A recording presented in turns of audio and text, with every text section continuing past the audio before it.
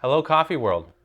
And hello, Jeremiah. Hi, Brandon. How are you? I'm doing good. We're here for another tech video. We are. This is pretty fun. It is. So today we're going through how to plumb in a rocket, Yep. to your home, to get a water supply from your home into your rocket. Yep.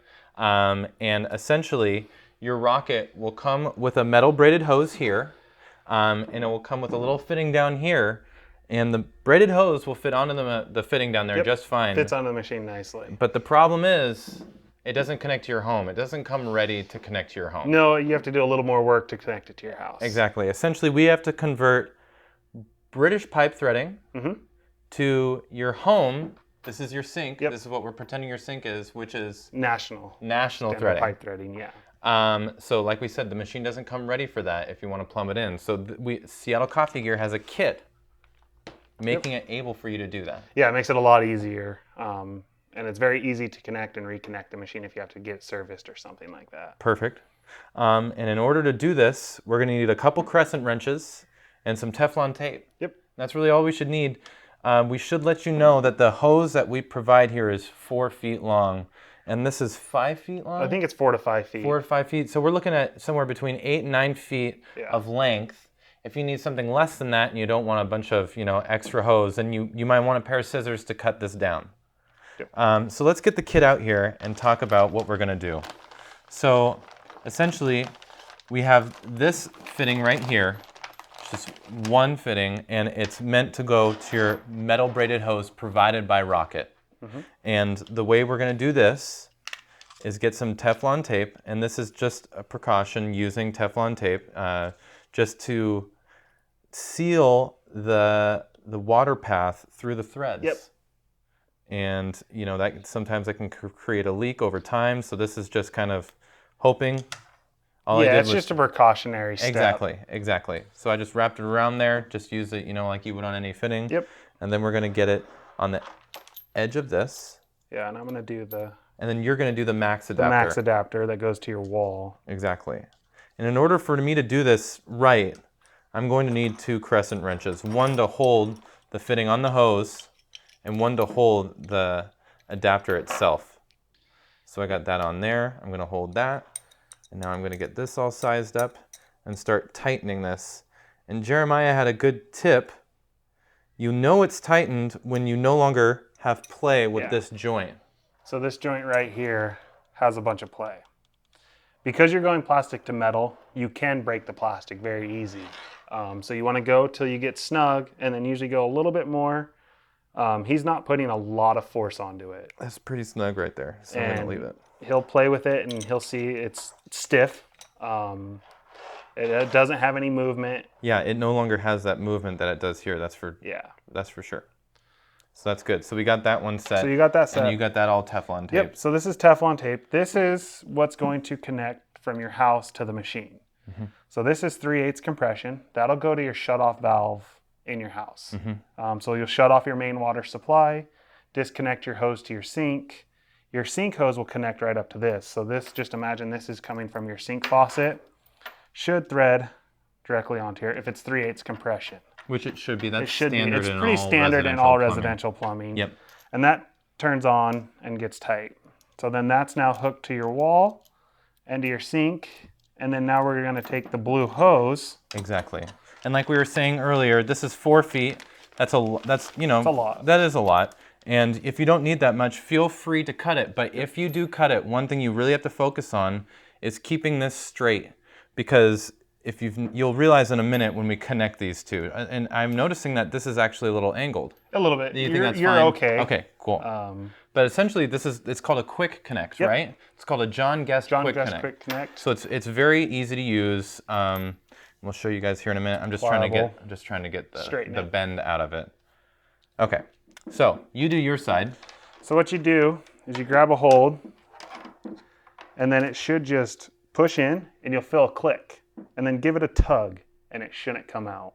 You'll see the piece of plastic separate a little bit, which is good. That means it's locked into place. Yeah, and that's also kind of how you let go of it. Yep. I mean, if you want to release it. If you want to release this and you need to take your machine in, you'll see it like this. You'll shut off the water at the main, turn the machine on, run a little bit of water out and quickly shut it off.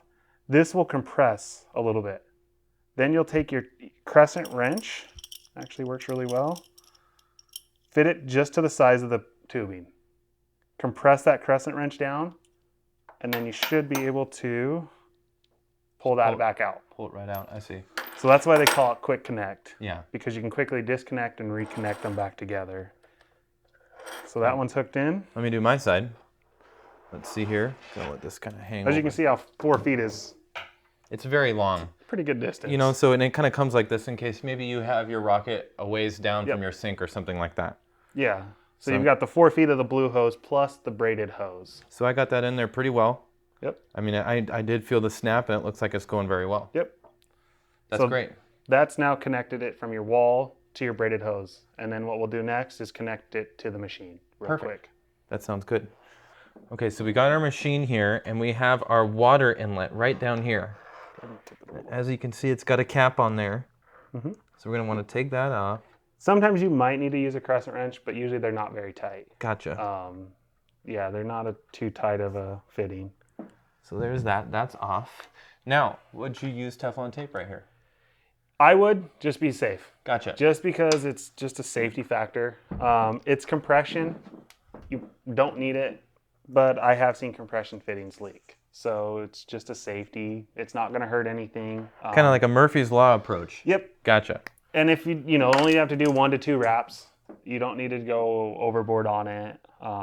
Just enough so that it doesn't leak overnight when you're sleeping or something. And I'd recommend doing it in the day, so you can leave it on and make sure you don't get any leaks, and double check it 3 to 4 times just to make sure all fittings are tight. I'm gonna rip this off a little bit.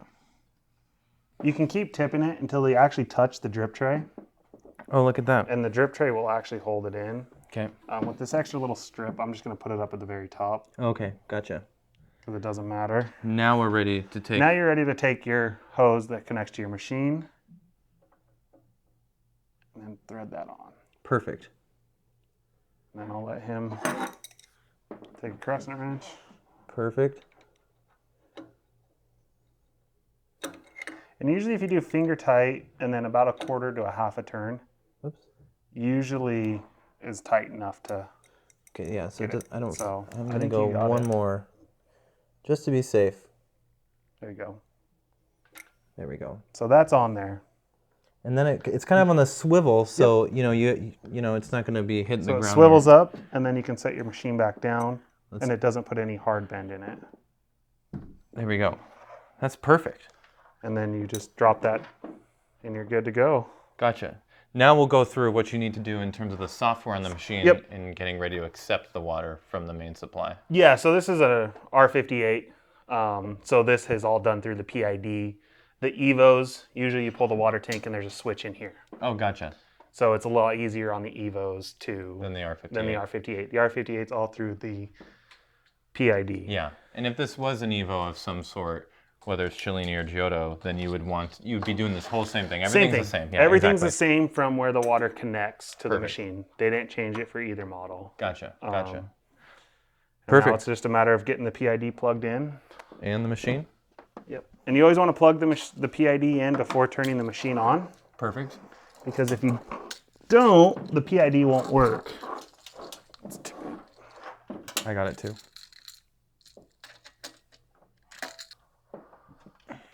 And then, Okay, I'm gonna plug it in. yep, you can plug it in. We're good? Yep, and then we can turn it on, We're on. and we're on. And then it says right now, alarm, water reservoir is empty. So because we have it plumbed in, it wants the water, we have it set for water tank. What we're gonna do is, where it has the P and the over, press down and over, and just hold it. It should enter into where it says language. Then you're just gonna scroll through. Kind of in programming mode Yeah, right now? we're in Got it. programming, and then right here it says source reservoir water. That's the one we're gonna change. We want it to be water, not reservoir. We want it to be connected. Connected. Oh, source water reservoir, source connected. Got so it. it's source reservoir water connected. So that's telling you you've connected it to your house to a water line supply. Perfect. Then you press OK.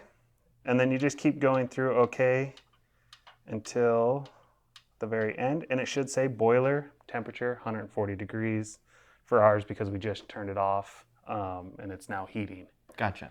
So it should be good to go. If you turn it around, the machine, the green light should be solid. Yes, it is. Instead of blinking, because if it's blinking, it means you're out of water. Got it. And you didn't get it set right. Got it. That's kind of the error code. That's the error code. Gotcha. Gotcha. And you're saying once you have this all set up and you have all the pressure running through here with your water turned on at your home, at your wall, then you should kind of leave this on overnight, make sure that it's holding that pressure and you don't have any little drips or leaks anywhere. Yeah, you don't want to see any leaking or any dripping around here. And then you also want to make sure you double check these fittings. Yeah. And these fittings. Exactly. Just to make sure you don't get any leaks. Yeah. And a good rule of thumb always is with these metal braided hoses is you never want any, here, let's put this down a little bit. You never want any big bends right here, right?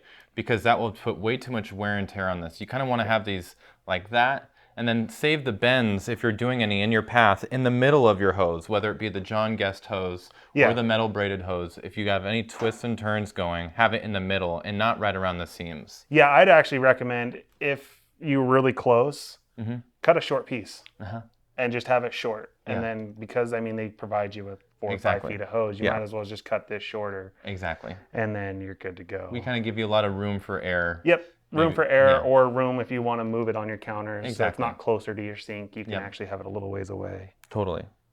Well, I think we've successfully plumbed this in, Jeremy. We have. Perfect. Well, thank you so much for your help. Yeah. And if you guys have any questions, please call us here at Seattle Coffee Gear. Thank you.